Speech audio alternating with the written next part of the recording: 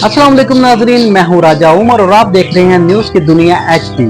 नाजरीन, आज बात करेंगे जनरल फैज हमीद के कोर्ट मार्शल पर। यूं तो माजी में आईएसआई के कई सरबराहान तनाजात की जद में रहे, कई एक पर तो बहुत संजीदा इल्जामात आयद हुए मगर किसी को भी कानून के कटहरे में ना लाया जा सका। मिसाल के तौर पर जनरल रिटायर्ड हमीद गुल ने अपने हलफ से रूगर्दानी करते हुए आईजीआई बनाई ताकि बेनजीर भट्टो का रास्ता रोक सके। उन्होंने बाद रिटायरमेंट कई इंटरव्यूज में बबांग दहल ये एतराफ किया कि ताकत का तवाज़ुन बरकरार रखने की गर्ज से उन्होंने कौमी फरीजा समझकर ये काम किया। इसी तरह general retired Asad Durrani Mehran bank scandal की जद में आए। असगर खान केस में उन्हें अदालतों में पेश होना पड़ा। 90 की दहाई में सब सियासतदानों में रकूम तकसीम करने के इल्जामात साबित हो जाने और अदालती अहकामात के बावजूद उनके खिलाफ कोई कानूनी कार्रवाई ना हो सके, क्योंकि उनका मौक़िफ़ है कि अपनी मर्जी से उन्होंने कुछ नहीं किया बल्कि सदर मुमलिकत और आर्मी चीफ के अहकामात की तामील की। जनरल इशफाक परवेज कियानी के कार खास लेफ्टिनेंट जनरल शजा पाशा के हंगामा खेज दौर में कई अहम वाकयात रोनमा हुए, मसलन मुंबई बम धमाके, रेमन डेविस का मामला, एबटाबाद ऑपरेशन और फिर मेमू गेट स्कैंडल। ताहम इनका काबिल जिक्र कारनामा प्रोजेक्ट इमरान खान का आगाज था।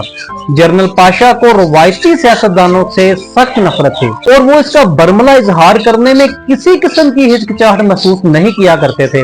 अमरीकी सहाफी अस्तियू कोल अपनी किताब डायरेक्टोरेट एस के सफा नंबर 331 पर लिखते हैं कि जनरल पाशा का सियासत से मुतल्लिक फलसफा बड़े पढ़े लिखे शहरी पाकिस्तानियों की सोच से बिल्कुल हम आहंग था और जनरल पाशा सादा अल्फाज में उसे बयान करते हुए कहा करते थे, मैं एक ऐसे मुल्क में रहना चाहता हूं जहां मेरे बच्चों को भट्टो और शरीफ खानदान में से किसी एक का इंतखाब ना करना पड़े। जनरल पाशा ने अपनी सियासी फलसफे और पसंद नापसंद को महज सोच तक ही महदूद नहीं रखा बल्कि अमलन इन दोनों सियासी जमातों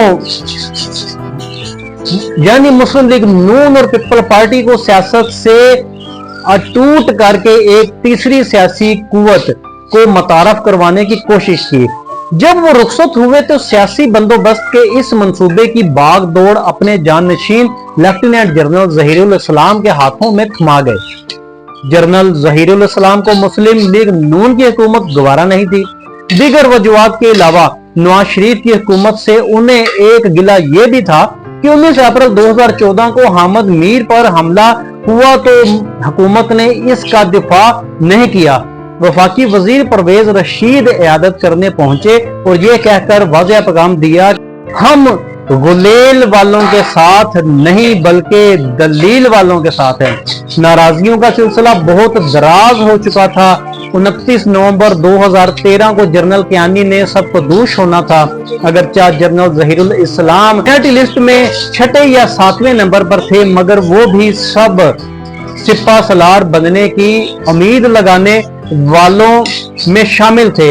बिलखसूस जब कुराफाल जनरल राहील शरीफ के नाम निकला तो उन्हें मायूसी हुई, क्योंकि 1 अक्टूबर 2010 को जो 8 मेजर जनरल प्रमोट करके लेफ्टिनेंट जनरल बनाए गए उनमें जनरल राहील शरीफ को और जनरल तारक खान के साथ जनरल जहीरुल इस्लाम भी शामिल थे। अब 1 नवंबर 2014 को लेफ्टिनेंट जनरल जहीरुल इस्लाम ने रिटायर होना था और नाहंजाज वजीर आजम से ये तवक्को भी नहीं थी कि पॉलिसियों के तसलसल को कौमी मफाद में एक्सटेंशन ही दे देते। चुनाचा लंदन प्लान के अलावा कोई ऑप्शन न था।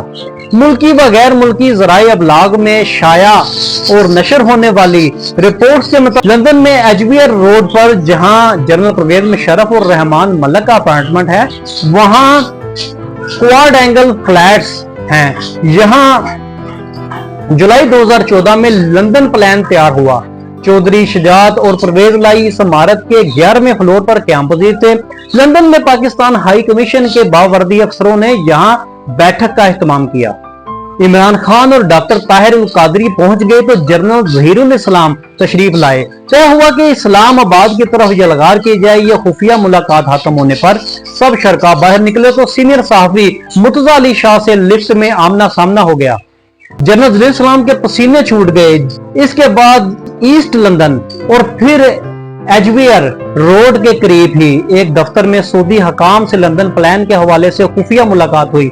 इमरान खान ने पाकिस्तान वापस आते ही 15 जुलाई 2014 को बनी गाला में पार्टी की कोर कमेटी का इजलास बुलाया और 14 अगस्त को इस्लामाबाद की तरफ आजादी मार्च का ऐलान कर दिया। शहजाद नवाज ने अपनी किताब द बैटल फॉर पाकिस्तान के सफा 262 पर अमेरिकी सफीर रिचर्ड ओल्सन का हवाला देते हुए लिखा है कि अमेरिकी सफीर के मुताबिक सितंबर 2014 में उन्हें इतला मिली कि जनरल जहीरुल इस्लाम पाकिस्तान में फौजी बगावत का मंसूबा बना रहे हैं, मगर इस वक्त के फौजी सरबराह जनरल राहील शरीफ ने इस मंसूबे को पनपने नहीं दिया और ISI के सरबराह को इनके ओहदे से हटा दिया। फिर यह जिम्मेदारी जनरल फैज हमीद के कंधों पर आन पड़ी और उन्होंने यह मिशन पूरा किया। अब इनके खिलाफ फील्ड जर्नल कोर्ट मार्शल की कार्रवाई हो रही है। अगर दौरान सर्विस इनके कारनामों पर बात होगी तो वो अपने दिफा में यही कहेंगे वो ये सब कुछ अपनी मर्जी से नहीं कर रहे थे, मगर बाद अज रिटायरमेंट ये मौकफ अख्तियार नहीं कर सकते, लिहाजा वही फंदा तैयार किया गया जो बासानी इनके गले में फिट आ जाए। तो नाज़रीन, अब जनरल फैज हमीद साहब को उठा लिया गया है और उनसे आप पूछगिछ का अमल जारी है। इन्वेस्टिगेशन का दायरा कार बहुत वसी होगा और उसमें बहुत अहम शख्सियात भी अभी गिरफ्त में आएंगी और उनसे मुकम्मल तफ्तीश होगी और उसके बाद अवामुन नास पाकिस्तान के अवाम सुख का सांस लेंगे, क्योंकि अभी तक अवाम शक्को शुबहात का शिकार हैं, सही क्या और गलत क्या। बहरहाल जो सही है वो हमेशा सही ही रहेगा और जो गलत है वो हमेशा गलत ही रहेगा। इसके साथ ही अपने मेजबान राजा उमर को दीजिए इजाजत। मिलते हैं अगले प्रोग्राम में। मजीद खबरों अपडेट्स के लिए देखते रहिए न्यूज की दुनिया HD। पाकिस्तान जिंदाबाद, पाक फौज पाइंदाबाद। मजीद खबरें और अपडेट्स के लिए सब्सक्राइब करें हमारा channel and press the bell